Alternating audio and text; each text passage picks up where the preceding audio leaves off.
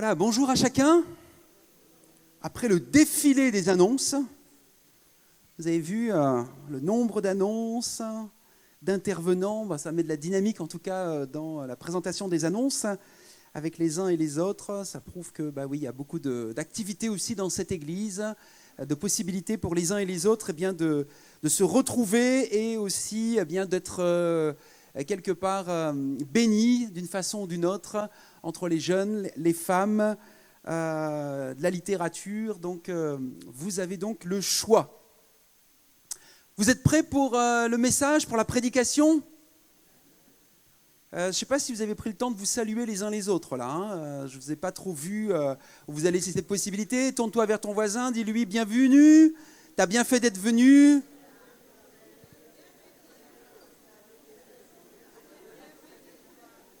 Coupe bien ton téléphone. Prends bien soin de ton enfant parce qu'il y a des enfants de Mission Kids qui sont avec nous ce matin également. Les saluts parmi nous. Donc les parents, je compte sur vous pour que vous soyez des partenaires avec moi dans la prédication, que vos enfants puissent être attentifs, coopératifs pour ce message.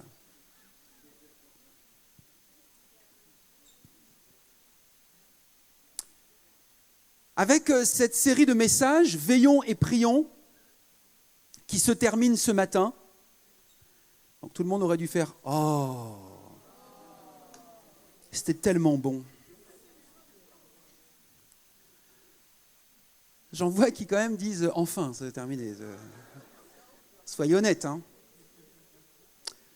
Nous avons réétudié ensemble durant ces 21 jours la prière modèle de notre Seigneur Jésus-Christ. Nous avons compris ensemble que la révélation de connaître Dieu comme un Père, c'est le fondement de toute prière. Nous avons aussi commencé à redécouvrir la richesse et la puissance qui résident dans une relation de veille et de prière, de temps prolongé dans la prière. Et nous avons aussi découvert que le Seigneur renouvelle aujourd'hui encore son appel à la prière, aux jeunes collectifs, pour expérimenter personnellement et autour de nous la délivrance et la guérison en prévision de son retour, parce que Jésus revient bientôt. On a vu que c'était ce message et cette série de messages dont vous pouvez retrouver bien sûr les messages sur notre chaîne émis chez vous en audio. Ils sont à votre disposition et vous pouvez aussi retrouver les différentes pensées, les 15 pensées inspirantes du jour et qui ont été donc concoctées pour vous amener à une touche d'enseignement et aussi bien sûr d'encouragement pour réveiller ce cœur de sentinelle en vous. Et on a vu ensemble que la prière modèle du Seigneur, c'est une prière de proclamation parce qu'il est notre Père. Notre Père qui est aux cieux, que ton nom soit sanctifié. Nous avons vu la semaine dernière que c'est une prière pour l'accomplissement des plans, des promesses, de la volonté de Dieu pour nous. Que ton règne vienne, que ta volonté soit faite sur la terre comme au ciel. Et hier, dans le temps de jeûne et prière, nous avons abordé le fait que c'est une prière aussi de provision et de prospérité pour la dimension spirituelle et matérielle de nos vies. Donne-nous aujourd'hui notre pain quotidien. Et ce matin, je vous propose de nous arrêter sur une prière de pureté et de pardon. Une prière de pureté, pardonne-nous nos offenses. Et de pardon, comme nous pardonnons à ceux qui nous ont offensés. Le pardon tel que l'enseigne Jésus est à prendre très au sérieux. Parce qu'il nous dit que le non-pardon est le premier obstacle à la prière efficace. Nous sommes ici ensemble et dans ce mois de janvier 2024 justement pour intensifier, revitaliser, redynamiser notre vie de prière. Pour avoir des prières justement qui viennent du ciel jusque sur la terre et qui ont un impact. Des prières qui ouvrent le ciel et qui permettent justement à ce que l'Esprit de Dieu, comme nous l'avons chanté, vienne sur la terre, vienne dans nos cœurs, dans nos vies, dans nos bouches et fasse une différence. Et nous devons comprendre donc que le non-pardon est un obstacle à la prière efficace. Ce n'est pas moi qui le dis, c'est l'évangéliste Marc qui le dit. Lisez avec moi dans le chapitre 11, versets 25 et 26, Marc 11, 25-26, il a dit « Quand vous priez, si vous avez quoi que ce soit contre quelqu'un, pardonnez-lui, pour que votre Père céleste vous pardonne, lui aussi vos fautes. Mais si vous ne pardonnez pas, votre Père qui est dans les cieux ne vous pardonnera pas non plus vos fautes. Sommes-nous prêts à faire preuve du même degré de pardon que celui auquel nous nous attendons de la part du Père céleste? Car la prière du chrétien, la force de notre voix dans le ciel est proportionnelle à la profondeur de notre pardon. Si nous avons l'impression que nos prières ne dépassent pas le plafond, que notre foi n'est pas efficace, vérifions peut-être s'il n'y a pas un manque de pardon dans notre cœur. Notre relation avec Dieu est étroitement liée à notre relation avec les autres. Et je crois que le sujet du pardon et du non-pardon est un des sujets les plus importants dont notre génération, notre société et même l'Église de Jésus-Christ a besoin. Imagine un instant avec moi, imagine le pardon dans les couples mariés. Imagine un instant le pardon des enfants envers leurs parents. Imagine le pardon des parents envers leurs enfants.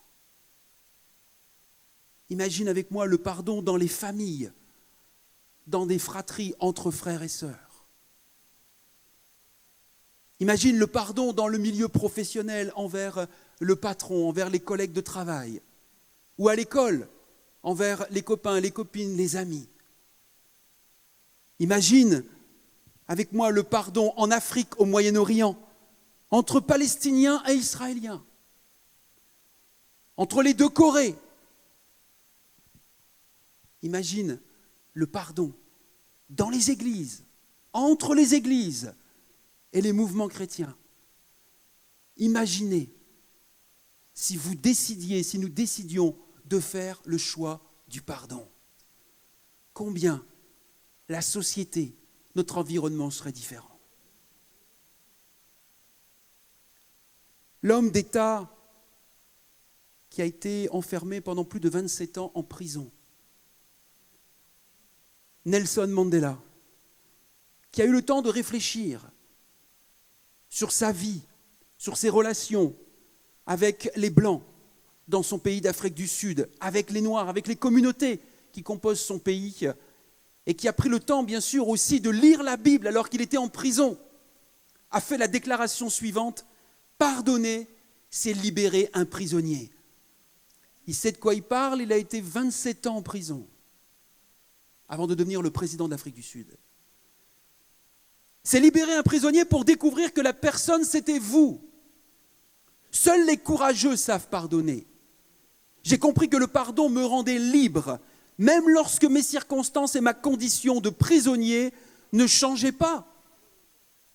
J'ai été rempli de la conviction que si je ne faisais pas le choix du pardon, je serais captif toute ma vie, même après la libération d'entre ces murs. Le non-pardon et la soif de vengeance m'auraient gardé derrière des murs avec des chaînes aux pieds, même sorti de cet endroit. Par le pardon, je suis déjà libre et personne ne peut m'emprisonner. Tu peux être dans une prison physique, mais libre dans ton cœur. Tu peux être dans cette société, marcher, vivre, mais être prisonnier dans ta tête et dans ton cœur. J'apprécie aussi la citation de ce pasteur théologien R.T. Kendall lorsqu'il dit « Je suis convaincu plus que jamais que la clé du pardon se trouve dans la dernière syllabe du mot. Le pardon est un don. Le pardon est un don que nous accordons à ceux qui ne le méritent pas. Le pardon, mes amis, c'est un choix. Libérez et vous serez libérés. Avoir raison ou vivre la guérison. Essayer de te justifier toute ta vie que c'est toi qui as raison, mais rester malade au plus profond de tes entrailles, ou à un moment désirer vivre la guérison et reconnaître peut-être tes torts. C'est une prière de pureté. Pardonne-nous nos offenses. et de pardon, comme nous pardonnons à ceux qui nous ont offensés. Je vous propose de découvrir ensemble 3 aspects du pardon véritable. Premièrement, les mensonges du pardon véritable. Nous allons voir ensemble ce que n'est pas le pardon.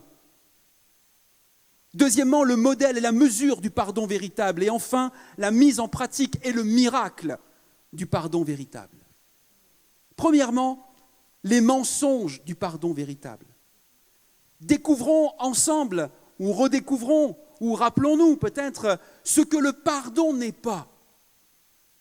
Premièrement, le pardon n'est pas approuver ce que l'autre a fait, ou nier l'offense,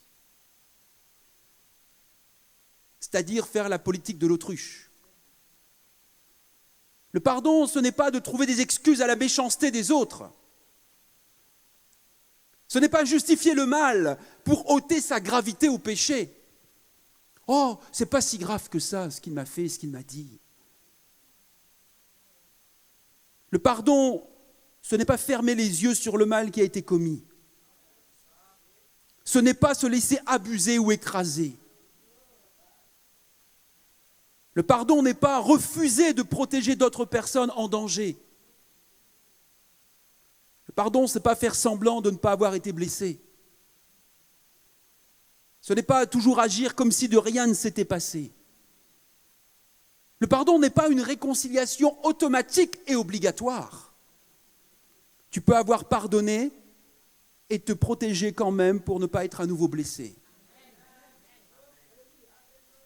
Le pardon n'est pas instantané ou mystique. Certains pensent que parfois, lorsqu'ils vont aller dire à quelqu'un qui les a blessés ou offensés, je te demande pardon, clac, tout est réglé en un instant. Non! Parce que ce qu'on t'a dit ou ce qu'on t'a fait a provoqué des dégâts à l'intérieur avec des impacts forts et profonds parfois. Alors oui, il y a une démarche à un moment où on peut aller demander pardon, mais il y aura un processus de restauration, de guérison. Le pardon n'est pas instantané, mystique, ni en dehors de notre contrôle ou de nos décisions. Et je reconnais avec vous que le pardon n'est pas facile, le pardon n'est pas populaire, mais il n'est pas non plus optionnel. Et il n'est pas non plus sans grandes conséquences ou considéré à la légère par le Seigneur. Écoute ce que dit la Bible sur l'importance et les conséquences du pardon. Nous lisons là dans le livre des Hébreux où il est dit « Veillez à ce que nul ne se prive de la grâce de Dieu ». Est-ce qu'aucune racine d'amertume poussant des rejetons ne produise du trouble et que plusieurs n'en soient infectés? Et dans la lettre aux Corinthiens, la 2e lettre aux Corinthiens, il est dit « Celui à qui vous accordez le pardon, je lui pardonne moi aussi ». Et si j'ai pardonné, pour autant que j'ai eu quelque chose à pardonner, je l'ai fait à cause de vous, dit l'apôtre Paul, devant le Christ. Pour ne pas laisser Satan prendre l'avantage sur nous, nous ne connaissons en effet que trop bien ses intentions. Considère ce matin et réalise avec moi les conséquences du non-pardon et de l'esprit d'amertume ou de rancune. L'esprit d'amertume ou de rancune, c'est le cancer des émotions. C'est un état affectif qui est fait de ressentiment, de rancœur, d'un désir de vengeance, souvent lié à un souvenir d'une humiliation, d'une déception, d'une injustice ou d'une offense. Mais cela a des conséquences si tu décides de ne pas pardonner ou de laisser l'esprit d'amertume et de rancune gagner ton cœur comme un poison. Une des conséquences, c'est que ta communion avec Dieu est affectée. Elle est amoindrie. Nous attristons le Saint-Esprit et nous réduisons son action dans sa vie. Les conséquences du non-pardon, c'est que Dieu n'exauce plus nos prières. Nous l'avons vu dans Marc 11 tout à l'heure. Dieu nous laisse affronter les problèmes de la vie par nos propres forces. Et c'est comme ça que parfois des hommes, des femmes et des chrétiens tournent en rond pendant des années dans leur vie. Parce qu'ils ne voient plus l'efficacité de la prière, ils ne voient plus la relation, même avec Dieu, elle est faussée, la relation avec les autres également, elle est affectée, parce qu'ils laissent le non-pardon l'amertume ou la rancune gagner dans leur cœur. Les conséquences du non-pardon, c'est que notre amertume ouvre une brèche de destruction à l'ennemi. C'est ce que dit l'apôtre Paul. On ne veut pas laisser l'avantage à l'adversaire, on sait trop bien ses intentions. Parce que l'adversaire va se servir de ton non-pardon, de ta rancune, de ton amertume, non pas pour te relever, mais pour t'écraser encore davantage. Les conséquences du non-pardon, c'est que nous perdons la bénédiction de Dieu sur nos vies. Nous gaspillons ainsi notre temps, nos talents, notre énergie, notre créativité et notre capacité à le servir en nourrissant nos rancœurs. Nous devenons les esclaves aussi de ceux que nous refusons de pardonner. Nous perdons le caractère et les qualités de Christ. Les conséquences du non-pardon, c'est que nous ruinons le témoignage de Dieu qu'il voudrait tellement apporter aux autres dans notre société, dans notre environnement. Les mensonges du pardon véritable, c'est que le pardon n'est pas une émotion, mes amis. Le pardon, c'est un engagement. Le pardon n'est pas un souvenir vite oublié. C'est un style de vie. Parce que tu as été offensé, peut-être blessé, critiqué par le passé, tu as pardonné et tu t'es relevé et tu as recommencé à marcher. Eh bien, merci Seigneur, mais demain, après-demain, j'aimerais te dire, tu risques encore d'être blessé, d'être critiqué, d'être offensé. Et que feras-tu? Oui, souvenons-nous justement de ce que l'apôtre Pierre va dire à un moment. Un des disciples va demander à Jésus, mais combien de fois il me faut pardonner? Autant de fois qu'il le faut, répondra Jésus. C'est un style de vie, le pardon. C'est le style de vie du chrétien, de la chrétienne. Le pardon n'est pas aisé. Nous l'avons dit tout à l'heure, il n'est pas facile. Il n'est pas aisé, mais il est accessible avec l'aide de Dieu. Le pardon n'est pas sans doute, sans douleur, mais cette décision produit une grande délivrance. Le pardon et le non-pardon ne sont pas sans conséquences, mes amis. C'est pourquoi nous voulons faire le choix du pardon. Vous êtes encore avec moi? Nous avons vu ensemble les mensonges du pardon véritable. J'aimerais vous parler maintenant et vous présenter le modèle et la mesure du pardon véritable.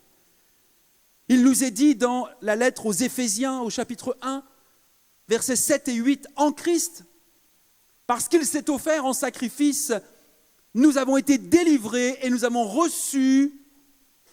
Qu'est-ce que nous avons reçu? Il y en a 4-5 qui ont reçu le pardon de leurs fautes. Qu'est-ce que vous avez reçu en Christ? Dieu a ainsi manifesté sa grâce dans toute sa richesse et il l'a répandue sur nous avec surabondance. En nous donnant pleine sagesse et pleine intelligence. Le pardon, chers amis, est avant tout un cadeau, un don que je reçois de Dieu. Est-ce que j'ai conscience que j'ai besoin de ce pardon que Dieu m'offre? Est-ce que j'en ai conscience ce matin? Alors oui, pour le salut de mon âme, de mon éternité, mais oui aussi, chers amis, pour chaque jour, chaque chute, chaque échec, chaque péché, à chaque fois que je m'égare, le pardon est accessible. Et je dois aller vers Dieu, demander pardon. Recevoir son pardon comme un cadeau qui vient de lui. Et accorder ce pardon aussi à ceux ou celles qui m'ont offensé, qui m'ont critiqué. En Christ, nous sommes sur le modèle et la mesure du pardon. Comment est-il possible aujourd'hui de recevoir? Comment est-il possible de donner, d'accorder ce pardon? Nous avons un modèle dans la parole de Dieu. L'apôtre Paul nous le dit, en Christ, par son sacrifice, Dieu notre Père nous pardonne par son Fils. et pour une relation durable avec son Fils Jésus-Christ. Cet amour de Dieu implique un désir, une envie de réconciliation réciproque. Mon ami, Dieu veut se réconcilier avec toi. Dieu veut se réconcilier avec l'humanité. Il a tout fait pour cela. Alors le problème n'est pas du côté de Dieu. Quand j'entends tant de personnes aujourd'hui qui accusent Dieu à tort, le problème est dans le cœur de l'homme, de la femme. Est-ce qu'il a vraiment envie de se réconcilier avec son Créateur ? Parce que cet engagement permanent de Dieu envers nous se voit dans le prix payé pour nous.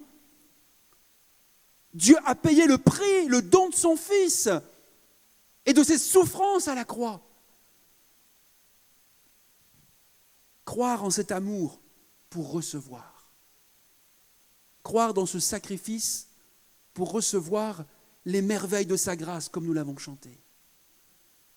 En Christ, par son sacrifice, le pardon de nos fautes. J'aimerais te dire que quand Dieu nous pardonne, il ne garde pas une liste de nos fautes pour nous les ressortir régulièrement. Ça, c'est ce que parfois, nous, les parents, on fait avec nos enfants. On dit qu'on les aime, mais chaque fois, on leur ressort le problème qu'on a eu avec eux. Ou parfois le conjoint, l'homme avec sa femme. Ah, t'es toujours la même. Mon repas devait être prêt à 19h30, il est 35 et c'est toujours pas fait.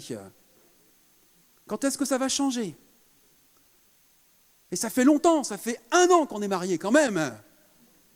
Tu pourrais changer. Oui, mais toi, tes chaussettes, tu les ranges jamais.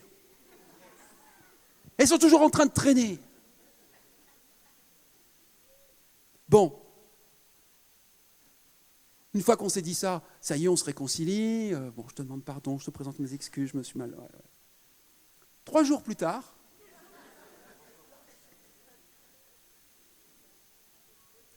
heureusement que Dieu n'est pas comme ça. Le psaume 130, verset 3, nous dit « Si Dieu gardait le souvenir de nos fautes, qui pourrait survivre ?» Dieu nous assure dans sa parole, la Bible, qu'il efface nos péchés de sa mémoire, il ne s'en souvient plus. Il ne s'en souvient plus. En Christ, par son sacrifice, le pardon de nos fautes, selon la richesse de sa grâce. J'aimerais te dire, et ce que tu dois comprendre, ce que nous devons comprendre, c'est que le pardon ne dépend pas des qualités de la personne qui nous a offensés, mais de celui qui offre le pardon et de la grandeur de l'amour de Dieu. En toute sagesse et intelligence, cela signifie qu'il ne s'agit pas d'un sentiment, mais d'une volonté de croire, une volonté de recevoir et une volonté d'obéir par une mise en pratique du pardon. La mise en pratique du pardon véritable, notre 3e point du message ce matin. Nous avons vu les mensonges du pardon, nous avons vu le modèle et la mesure du pardon véritable. Voyons ensemble, pour terminer ce message, la mise en pratique du pardon véritable.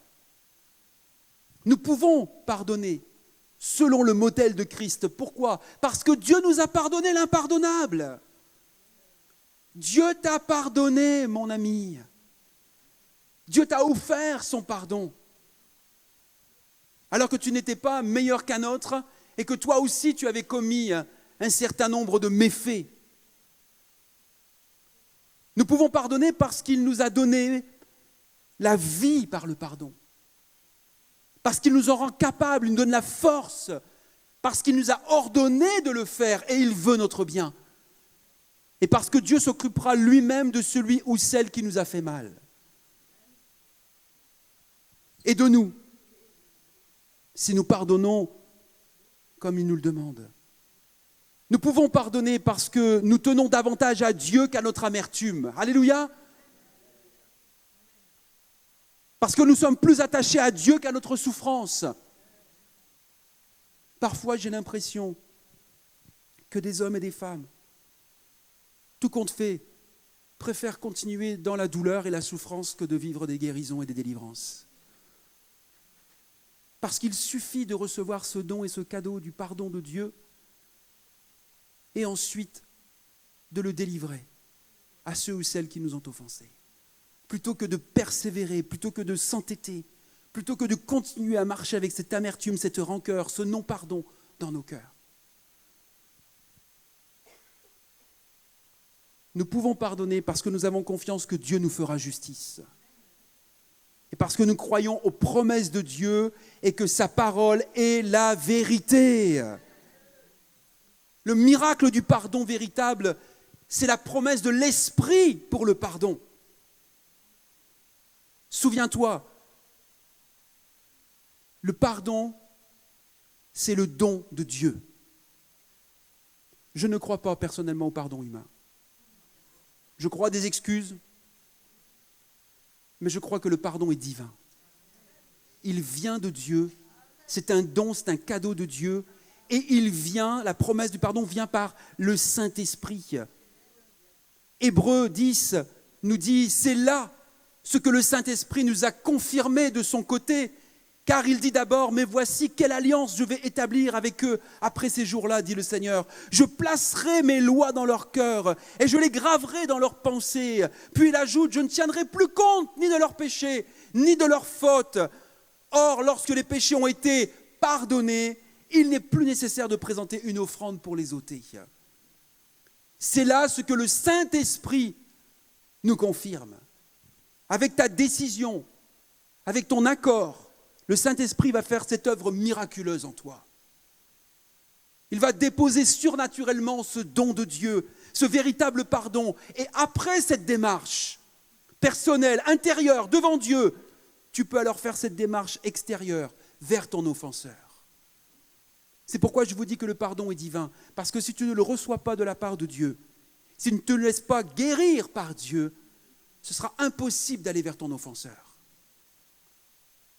Si Nelson Mandela a pu être président et amener le pays de l'Afrique du Sud dans une autre dimension, s'il a pu pardonner à ce que les colonisateurs et les Blancs ont pu faire à son pays, c'est parce que lui-même, il l'avait expérimenté avec Dieu dans sa prison. Il avait réussi à comprendre, à saisir et à libérer le pardon, la rancune et l'amertume et tout le mal qui avait été fait à sa nation. Il y a la promesse de l'Esprit pour le pardon, mais il y a aussi la promesse et la prière du pardon. Matthieu, chapitre 5, versets 44-45 et au chapitre 6, « Mais moi je vous dis, aimez vos ennemis. Priez pour ceux qui vous font souffrir. » Comprends donc que le mot « ennemi » signifie que tous ceux qui sont tes offenseurs, ceux qui t'ont blessé, ceux qui t'ont critiqué, ceux qui t'ont abusé, ce sont tes ennemis. Et les ennemis, ce sont ceux qui nous font souffrir. Priez pour ceux qui vous font souffrir. Alors vous serez vraiment les enfants de votre Père qui est dans les cieux. Mais toi, quand tu veux prier, va dans ta chambre, dans la pièce la plus cachée de ta maison, ferme la porte, prie ton Père qui est là et même dans cet endroit secret. Ton Père voit ce que tu fais et en secret, il te récompensera. Et c'est dans cette attitude-là que tu rentres dans le processus de réconciliation et de pardon. J'aimerais juste te rappeler l'histoire et le témoignage de cette femme que certains connaissent, peut-être d'autres vont découvrir, notamment les plus jeunes, et qui s'appelle, c'est une femme qui est hollandaise, juive, et qui travaillait avec son père et sa sœur dans un commerce de bijouterie en Hollande. Et lorsqu'il y a eu la Seconde Guerre mondiale et l'invasion nazie, elle a pris avec son père et sa sœur le temps de cacher de nombreux juifs chez elle. Jusqu'au jour où ils se sont fait arrêter, où on a découvert la planque et ils ont été emmenés tous les trois dans un camp de concentration, à Ravensbrück. Pendant des années, elle a bien sûr subi, comme vous le savez, comme vous avez déjà entendu ou vu, tout ce qui peut enlever la dignité d'une personne. Elle a vu son père et sa sœur Betsy mourir dans ce camp de concentration. Elle a vu la honte quand les gardiens faisaient se déshabiller les personnes pour aller sous les douches, et l'humiliation qui était donnée à toutes ces personnes. Elle a vécu des blessures fortes et importantes dans sa vie, dans son cœur, mais elle s'en est sortie. Lorsqu'il y a eu la libération, elle a pu sortir de ce camp de Ravensbrück, et parce qu'elle était chrétienne, parce qu'elle avait tenu par la force de Dieu dans ces moments difficiles, parce qu'elle avait compris, lu et apprécié une des vérités concernant le pardon, qu'elle-même, après 1945, après la libération, après la fin de la Seconde Guerre mondiale, Dieu va l'utiliser pour aller prêcher dans plein d'endroits en Allemagne concernant ce message du pardon. Sans doute qu'elle l'a fait beaucoup mieux que moi, je ne le fais ce matin. Mais Corrie ten Boom, alors qu'elle était en train de prêcher dans un lieu, dans une salle, à un moment où elle prêchait sur le pardon, elle a vu son pire ennemi entrer dans la salle. Elle a vu un des gardiens qui était dans ces camps de concentration et qui avait humilié sa sœur, et tant de femmes. Et alors que l'église se vidait, la salle se vidait à Munich, elle raconte ça dans un de ses livres. Cet homme s'est avancé.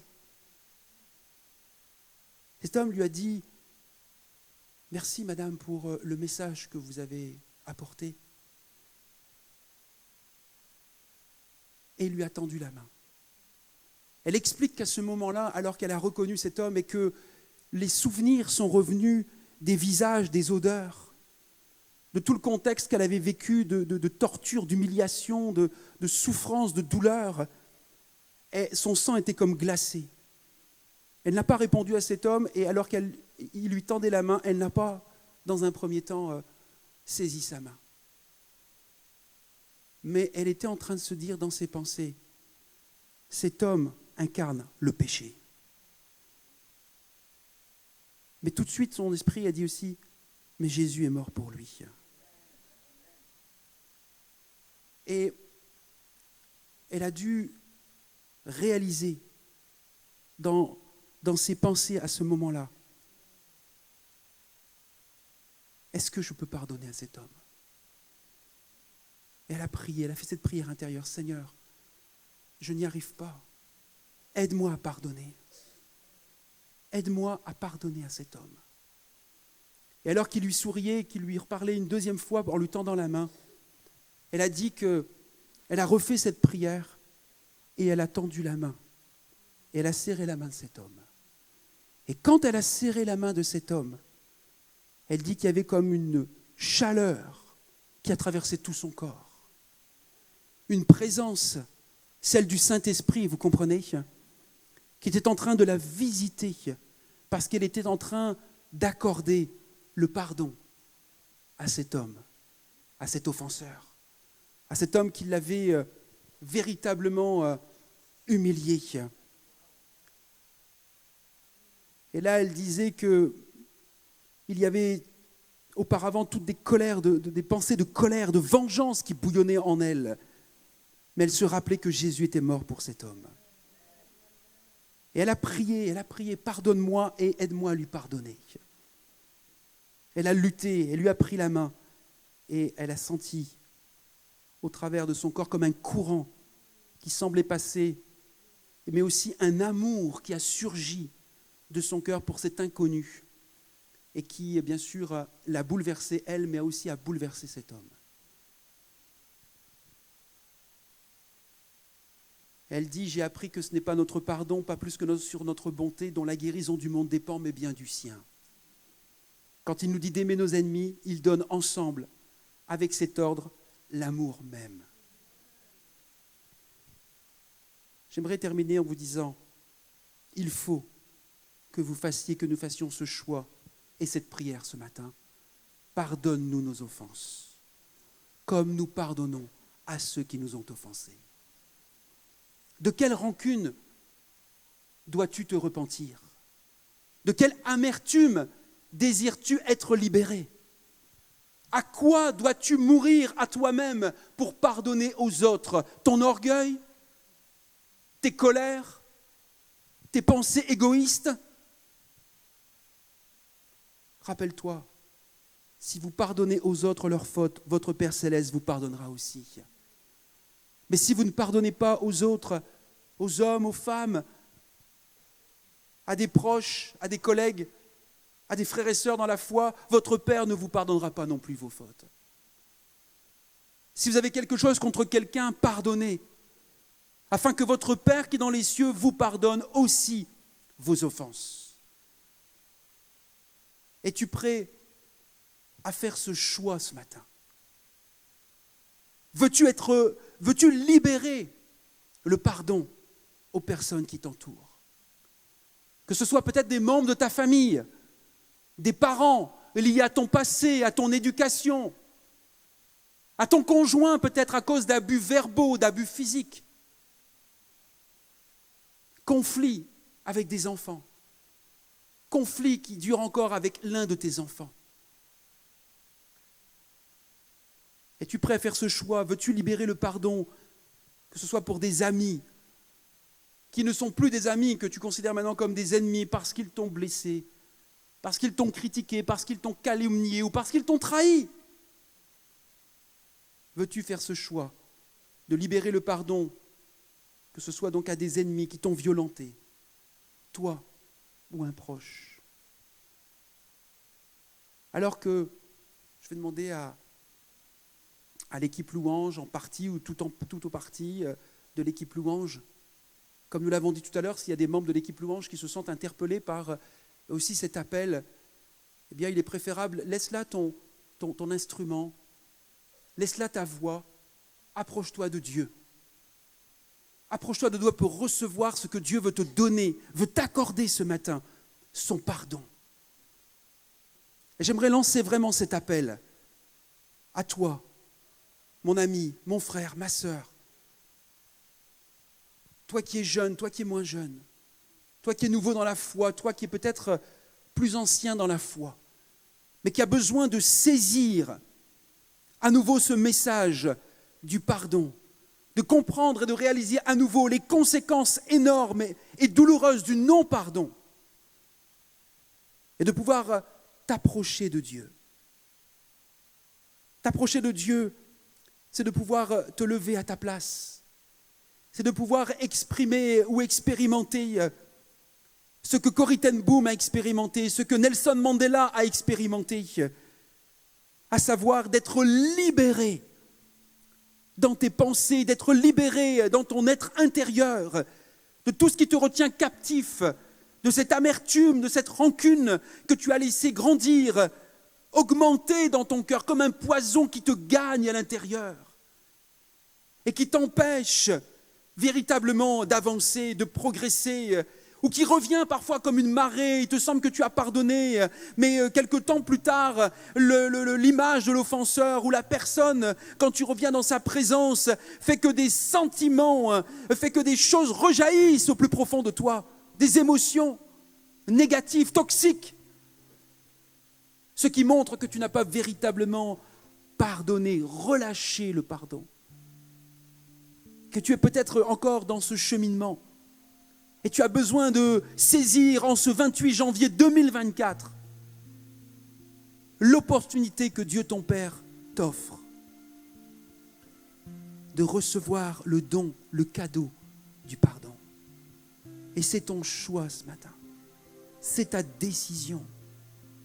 Et tu peux exprimer ce choix et cette décision en te levant à ta place, en t'approchant sur le devant, parce que nous sommes prêts aussi à prier avec toi et pour toi. À t'accompagner dans cette démarche, dans ce cheminement, dans ce processus de guérison, en recevant le pardon et en libérant le pardon. Certains ont besoin de le recevoir pour eux-mêmes par rapport à ce qu'ils ont bien sûr vécu, traversé, comme j'ai pu le dire, mais d'autres ont besoin de libérer le pardon envers certaines personnes qui, oui, t'ont fait mal, t'ont blessé, t'ont critiqué, t'ont trahi, t'ont abandonné, t'ont violenté. Mais tout le temps que tu les retiens captifs dans tes pensées et dans tes émotions, cela ne fera pas de toi une personne libre et affectera ta communion avec Dieu ton Père, limitera les impacts de tes prières. Alors ce matin, fais le choix, viens vivre ta guérison, ou de penser que tu as encore raison de rester dans cette attitude. Alors que nous allons chanter, je te laisse la liberté, le choix, la possibilité de te lever à ta place. Tu veux rester à ta place, tu es libre de le faire, mais c'est comme ton engagement, ta décision devant Dieu, de dire je veux recevoir ce don et ce cadeau du pardon, Seigneur.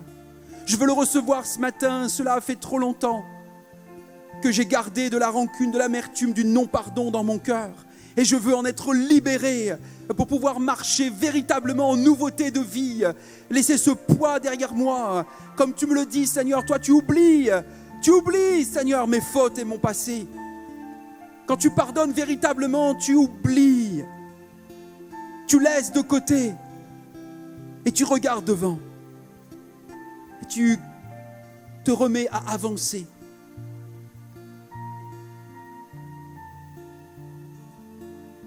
Cette démarche est personnelle, c'est la tienne. C'est ton choix ce matin, c'est ta décision. Laisse le Saint-Esprit, comme nous l'avons chanté ce matin, laisse le Saint-Esprit te parler. Sonder ton cœur.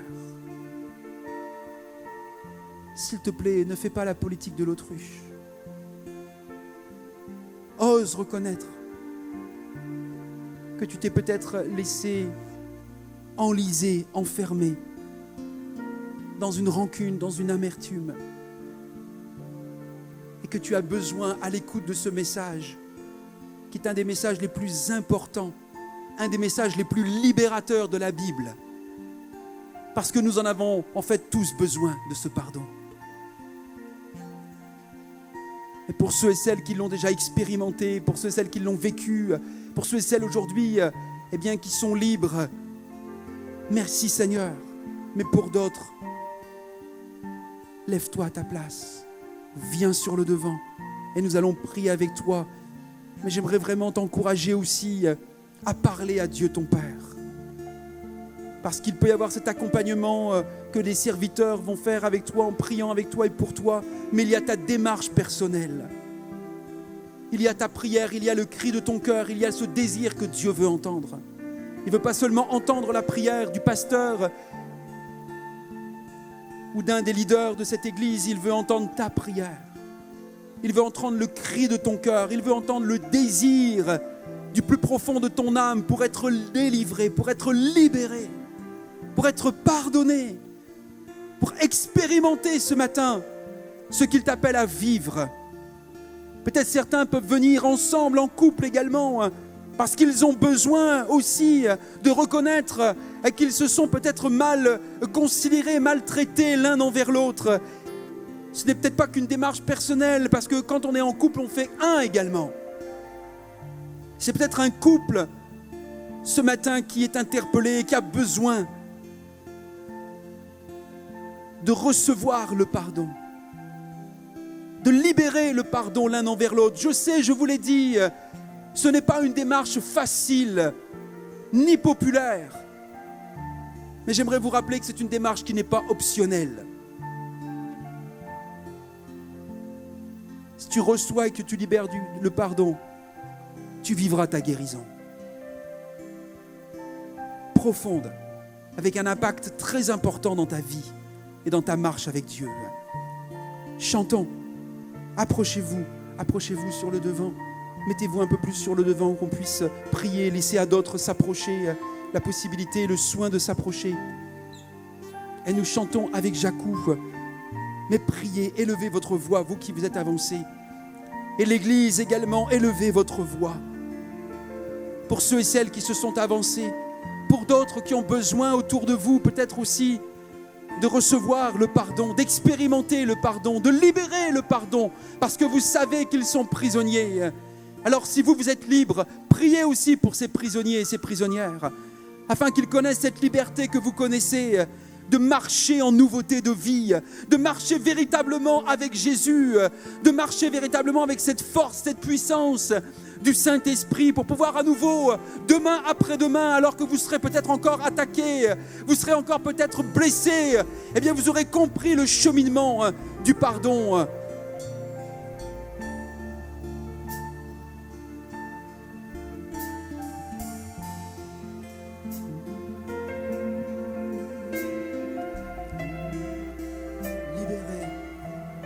Le pardon et vous serez délivrés. Et vous vivrez une guérison profonde. Vous vivrez ce style de vie, ce processus de guérison qui peut être instantané, mais qui aussi parfois peut prendre beaucoup d'années parce que tu as été impacté pendant beaucoup d'années dans ton histoire. Et nous aimerions parfois que nos guérisons soient rapides. Mais Dieu notre Père sait mieux que toi ce dont tu as besoin. Alors il veut te guérir, n'en doute pas. Il veut te prendre dans ses bras. Il veut t'amener dans une nouvelle étape de transformation dans ta vie. Laisse-le accomplir son plan d'amour en toi. Mais pour ça, toi, tu dois obéir. Tu dois comprendre, tu dois saisir ce message, l'importance du message du pardon et les conséquences du non-pardon. Et c'est ainsi que tu vivras et que tu marcheras en nouveauté de vie. Que tu marcheras beaucoup plus léger. Que tu pourras même courir avec Dieu dans le témoignage qu'il va te donner, qu'il va t'accorder, dans cette relation avec lui, avec les autres, et qu'il veut qu'il soit saint, mature, responsable. Ne te laisse pas être prisonnier à nouveau de ce qui va pouvoir t'arriver demain, après-demain. Et bien aimé, on peut être aussi serviteur, pasteur, connaître la parole de Dieu, prêcher la parole de Dieu et vivre aussi ces attaques, ces critiques, ces offenses. Et nous laisser aussi parfois emprisonnés dans nos pensées. Mais merci Seigneur pour ta grâce comme nous l'avons chanté. Merci pour ton esprit. Merci pour la puissance de ta parole. Merci pour les prières que nous pouvons personnellement t'adresser, mais que d'autres aussi t'adressent pour nous en notre faveur. Et qui permettent à un moment que nos cœurs soient libérés. Combien de fois j'ai dû et nous devons libérer le pardon pour continuer d'avancer, continuer de progresser sur le chemin qu'il nous a tracé.